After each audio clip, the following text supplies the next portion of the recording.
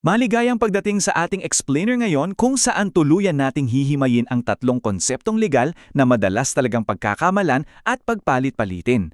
Pero ang totoo, magkakaiba sila at mayroon silang napakabigat na epekto sa totoong buhay natin. Kaya hamunin muna natin ang mga inaakala ninyo. Pareho-pareho lang ba yan? Sinasabi ko na sa inyo, hindi. At maniwala kayo sa akin, ang pag-alam sa eksaktong pagkakaiba ng tatlong terminong ito ay literal na pwedeng magligtas sa inyo mula sa pagkakakulong. Walang biro Para mas malinaw, heto ang roadmap natin. Una, ididiscuss natin ang malaking kalituhan. Tapos, hihimayin natin ang privacy na parang personal diary, secrecy bilang vault ng exam, at confidentiality tulad ng isang counselor. Susubukan din natin sila sa isang supina stress test at huli, aalamin natin ang mga totoong panganib. Unang bahagi, ang malaking kalituhan. Alam nyo, sa casual na kwentuhan, ginagamit natin ang mga salitang ito na parang isa lang, di ba? Pero sa mata ng batas, they are entirely separate universes. Magkaiba talaga sila. Ngayon, para mas madali nating maintindihan ang bigat ng mga terminong ito, gagamit tayo ng halimbawa. Isipin mo na ang komplikadong Filipino legal framework ay parang buhay mo bilang isang estudyante sa loob ng campus. Dito, makikita natin kung sino ba talaga ang may hawak ng kapangyarihan. Ikalawang bahagi, privacy o ang iyong personal na diary. Ano nga ba ang privacy? Sa madaling salita, ito ang iyong fundamental right na mapag-isa. Pinoprotektahan nito ang mismong pagkatao mo. Direktang nire-regulate nito ang pagpoproseso ng impormasyon na bumubuo sa iyong pagkakakilanlan. Ibig sabihin, impormasyon na nagpapaging ikaw. Isipin mo ang privacy bilang sarili mong personal diary o kahit ang backpack mo. Ikaw bilang may-ari, ang taning may susi at kontrol. At dahil sa iyo yan, may kapangyarihan kang i-waive ito sa pamamagitan ng pagbibigay ng explicit consent o malinaw na pahintulot para silipin ng iba ang loob nito. At hindi lang to simpleng konsepto nakaangkla ang privacy mo sa mismong constitution natin, specifically laban sa unreasonable searches. Sa ilalim naman ng Data Privacy Act natin o RA 10173, ang data mo ay hindi lang simpleng record, literal itong itinuturing na karugtong ng iyong sarili.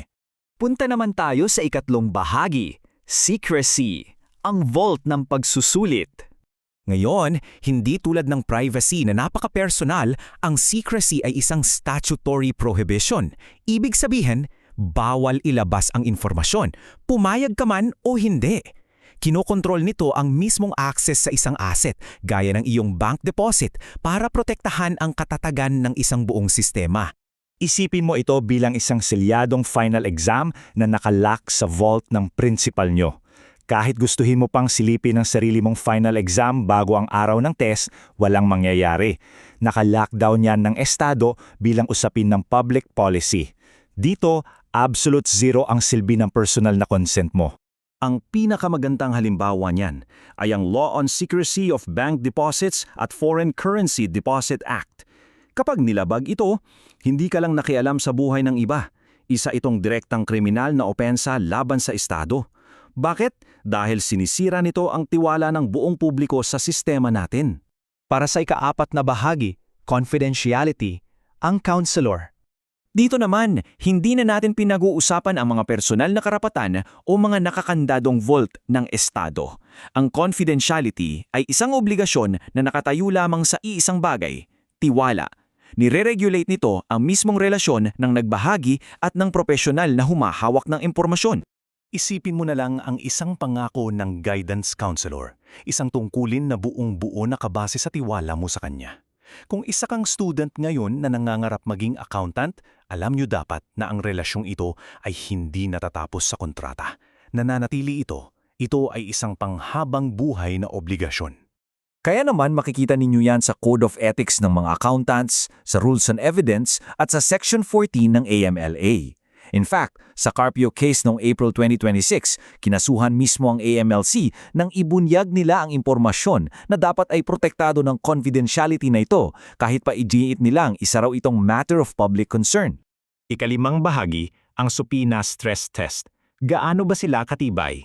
Pansinin ninyo kung paano palala ng palala ang sitwasyon kapag inipit ng supina. Number 1, ang privacy ay maaaring bumigay kung ito ay matter of public concern.